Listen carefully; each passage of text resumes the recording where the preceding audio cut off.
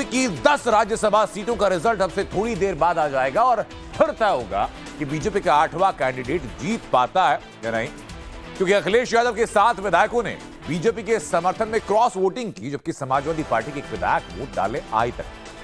अगर बीजेपी अपनी रणनीति में कामयाब होती है तो 2024 के इलेक्शन से पहले आदित्यनाथ योगी की बहुत बड़ी जीत होगी।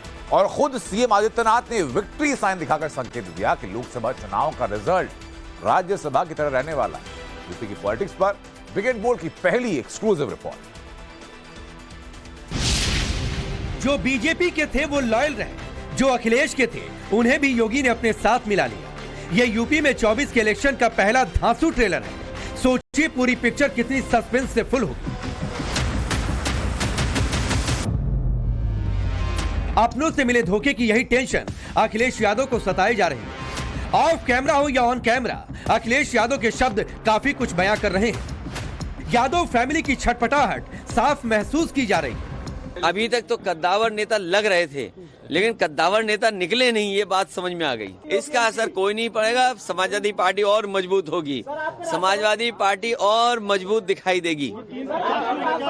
हमारी लड़ाई और मजबूत दिखाई देगी। ये तो नमूना है। लोकसभा चुनाव आते आते आपको बहुत कुछ देखने को मिलेगा। आरोप तो कोई भी लगा सकता, उन्हें ये एक बार विचार करना चाहिए कि उनके लोग क्यों भाग रहे हैं उनसे। एक बार उनको विचार करना चाहिए। कहीं ना कहीं उनकी नीतियों में कमी है और उत्तर प्रदेश की जनता का जिस प्रकार विश्वास है एनडीए की सरकार में, उसका ये नमूना है। जैसे बरसात के सीजन में कुकुरमुत्ते उगाते और बाद में टूट जाते। कुछ कुकुरमुत्ते हर पार्टी में होते, बीजेपी में टूटन हुई। पहले कहा राज्यसभा में 8 में से 8 हम जीतेंगे और लोकसभा में उत्तर प्रदेश में 80 में से 80। इलेक्शन राज्यसभा सांसदी के थे, लेकिन प्रैक्टिस लोकसभा चुनावों की थी और इसमें योगी आदित्यनाथ बगैर एरर के सफल हो गए। 2018 के राज्यसभा चुनाव में भी इसी तरह समाजवादी पार्टी के एक विधायक और बीएसपी के एक विधायक ने बीजेपी कैंडिडेट को वोट किया था। तब भी 19 का इलेक्शन मुहाने पर था और अखिलेश कुछ नहीं कर पाए थे। इस बार भी टाइमिंग कमोबेश वही है, मगर सिचुएशन बदल गई है। योगी के इस दांव से अखिलेश के दावों की हवा साइकिल में भरे जाने से पहले ही निकल रही है।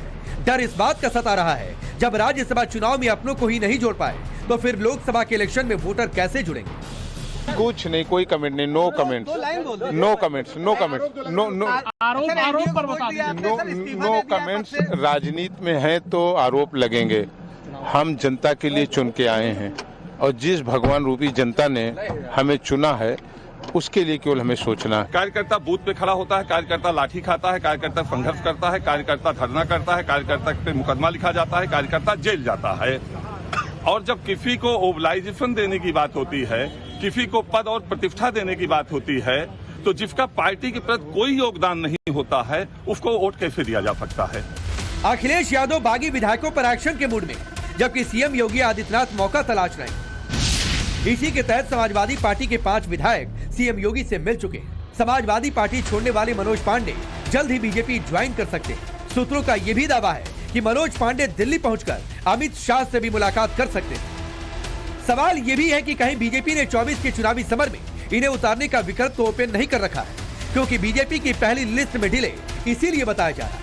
संगठन की दृष्टि से हम अपने पूरा लेखा जोखा लेकर, अपनी सरकार का पूरा रिपोर्ट कार्ड लेकर 2024 में, यानी कि अगले महीने से मोदी जी के नेतृत्व में जनता के बीच में जाएंगे और मोदी जी का जो संकल्प है उस संकल्प को भाजपा के हम सब लोग उत्तर प्रदेश के मिलकर पूरा करेंगे। राज्यसभा के जरिए योगी का 24 के चुनाव वाला कैलकुलेशन क्या है?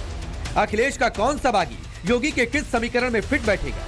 इसकी इनसाइड स्टोरी जानेंगे तो समझ आएगा कि असल में इतना थ्रिलर तो किसी सीरियल में भी नहीं मिलेगा। मनोज पांडे मौजूदा वक्त में ऊंचाहार से विधायक है, जो कि रायबरेली में आता है और इसे गांधी परिवार के गढ़ के तौर पर पहचान मिली है। राकेश प्रताप सिंह गौरीगंज से एमएलए है। ये सीट अमेठी में आती है और ये सब जानते हैं कि राहुल गांधी का अमेठी से क्या कनेक्शन है। महाराजी प्रजापति ने न अपनी समाजवादी पार्टी को वोट दिया और न ही बीजेपी को। ये जिस अमेठी से विधायक है उसकी डिटेल पूरा हिंदुस्तान जानता है। आशुतोष मौर्य बदायूं से समाजवादी पार्टी के टिकट पर जीते थे। यहाँ की मौजूदा सांसद स्वामी प्रसाद मौर्य की बेटी संघमित्रा मौर्य है। फिलहाल बीजेपी से है, मगर चर्चाएं कैंडिडेट बदलने को लेकर है। राकेश पांडे अंबेडकर नगर के विधायक हैं। इस सीट पर बीजेपी 19 का लोकसभा चुनाव हार चुकी थी और बीएसपी के जो रितेश पांडे सांसद बने उन्हें अभी हाल ही में बीजेपी ज्वाइन कराई है, यानी बीजेपी इस सीट को भी कंफर्म करना चाहती है। एक तरह से कहें तो योगी आदित्यनाथ ने एक तीर से कई निशाने साधने की कोशिश की है और इसमें न सिर्फ अखिलेश यादव बल्कि गांधी फैमिली को भी गहरा जख्म मिलने वाला है। ऐसा सभी को संतुष्ट नहीं किया जा सकता। समाजवादी पार्टी के राष्ट्रीय अध्यक्ष श्री अखिलेश यादव जी ने बहुत सोच समझ करके निर्णय लिया था और अभी तत्काल विधान परिषद के चुनाव आने वाले हैं, तो जिन लोगों को थोड़ी बहुत शिकायत रही होगी उनकी वो शिकायतें दूर कर दी जाएंगी और ऐसी कोई बात नहीं थी जिसकी वजह से ये संदेश जाता है कि साफ फैसला गलत हुआ है। सपा में तो भगदड़ मची हुई है, कांग्रेस का आता पता नहीं है, बसपा के प्रत्याशी चुनाव से नदारद हैं और बाकी जो सपा के 7 दल थे इस समय भाजपा गठबंधन का हिस्सा है, इसलिए सपा समाजवादी पार्टी। योगी आदित्यनाथ का विक्ट्री साइन और अखिलेश के बागी विधायक अभय सिंह का डीपी पर रामलला को लगाना, ये सब कुछ इशारा करता है कि अखिलेश के लिए 24 की डगर में बहुत चैलेंज है। सूत्रों का दावा है कि बीजेपी ने संभल, मैनपुरी और रायबरेली सीट के लिए फिर से रणनीति बनाई है। इनमें संभल सीट से एसपी कैंडिडेट शफीकुर रहमान बर्क का निधन हो गया है, जबकि मैनपुरी सीट से डिंपल के खिलाफ जयवीर सिंह को चुनाव लड़ाया जा सकता है। इसके अलावा रायबरेली से गांधी परिवार इलेक्शन फाइट करता है तो आदित्य सिंह या फिर मनोज पांडे को बीजेपी टिकट दे सकती है। ये तीनों ही वो सीटें हैं जिन्हें बीजेपी 2019 के इलेक्शन में हार गई थी, मगर अब योगी मिशन 80 में किसी भी हाल में जीतना चाहते हैं। अगर रायबरेली सीट के पॉलिटिकल इक्वेशन की बात करें तो आदित्य सिंह को पहले ही बीजेपी में शामिल कराया जा चुका है, जो कि रायबरेली सदर से विधायक है। 2019 में सोनिया को टक्कर देने वाले दिनेश प्रताप सिंह भी बीजेपी का हिस्सा है। दिनेश प्रताप सिंह की रायबरेली के हरचंदपुर इलाके में अच्छी खासी पकड़ है, जबकि मनोज पांडे 2012 से नॉन स्टॉप ऊंचाहार से विधायक बन रहे हैं। सोनिया गांधी की गैर मौजूदगी में यही तीनों जगह इस बार इंडी गठबंधन के लिए बहुत बड़ा फर्क और बीजेपी के लिए माइलेज वाली साबित हो सकती है, क्योंकि रायबरेली सदर से सोनिया को 1,23,043 वोट मिले थे, जबकि इसके उलट बीजेपी कैंडिडेट को 61,637 वोट। ऊंचाहार में सोनिया को 1,03,438 वोट मिले थे और बीजेपी को 76,234। हरचंदपुर में सोनिया 98,383 वोट लेकर आई थी और बीजेपी के खाते में 72,181 वोट आए थे। अगर इन तीनों ही जगह के वोट को कैलकुलेट करें तो सोनिया के वोटों का आंकड़ा 3,24,864 रहा, जबकि बीजेपी के वोट 2,10,052 थे, यानी 1,14,812 वोटों का अंतर।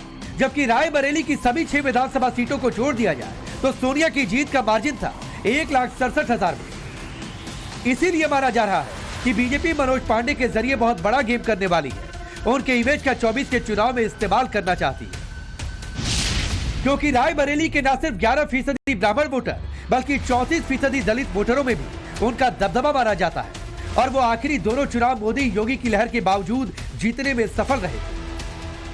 मनोज पांडे जी सनातन धर्म के सदैव जो है पक्षधर रहे हैं, इस पर उनका सदन के अंदर और सदन के बाहर वो बराबर बयान देते रहे हैं, इसलिए जो है वो वहाँ पर खिन्न थे। और राम जी के दर्शन के लिए भी जो प्रस्ताव आए उस प्रस्ताव पर वो खुद चाहते थे कि सभी लोग दर्शन करने के लिए जाएं, उस पर भी लोगों ने विरोध किया। इसलिए वो आज माननीय मोदी जी पर के नीतियों पर भरोसा करके आज जो है निर्णय ले रहे हैं। यूपी राज्यसभा में 31 सांसदों को भेजती है और लोकसभा में 80। बीजेपी के पास इस इलेक्शन से पहले 16 राज्यसभा सांसद बचे थे और समाजवादी पार्टी के 2। अब बीजेपी का आंकड़ा 8 सांसदों की जीत के बाद 24 हो जाएगा, जबकि समाजवादी पार्टी का 2 सांसदों की जीत पर 4। अब राज्यसभा के बाद योगी का टारगेट लोकसभा है, जहां वो 100% नंबर से पास होना चाहते हैं और इसके लिए फॉर्मूला भी तैयार है। जिस उत्तर प्रदेश के बारे में लोगों के मन में बहुत सारी धारणाएं थी, आज उत्तर प्रदेश में भी बदले हुए हालात में आप सब महसूस कर सकते हैं किस प्रकार की स्थितियां उत्तर प्रदेश में है। ये उत्तर प्रदेश जहां पे एवरेज वर्ष भर में 300-350 दंगे होते थे, शिक्षा से लेकर के स्वास्थ्य की सभी संभावनाएं लगातार दूषित होती हुई दिखाई दे रही है। आज उस उत्तर प्रदेश के बदले हुए स्वरूप को आप देख सकते हैं। आज युवाओं के हाथ में तमंचा नहीं बल्कि टैबलेट आप देख सकते हैं। उत्तर प्रदेश का युवा टैबलेट के साथ आपको एक नई कार्य संस्कृति के रूप में देखने को मिलेगा। तो 24 के चुनाव की रणभेरी बच चुकी है, कारपेट बिछ चुका है, सारी तिकड़म, सारा गणित आजमाना शुरू किया जा चुका है। योगी इस मिशन में पीछे नहीं हटने वाले। इसी कड़ी में मंगलवार को प्रयागराज का भी दौरा करेंगे, जहां लोकसभा चुनाव से पहले पीएम मोदी बड़ी सौगात देने वाले हैं। लखनऊ से मनीष यादव और विनोद मिश्रा के साथ bureau report, times now Bharat.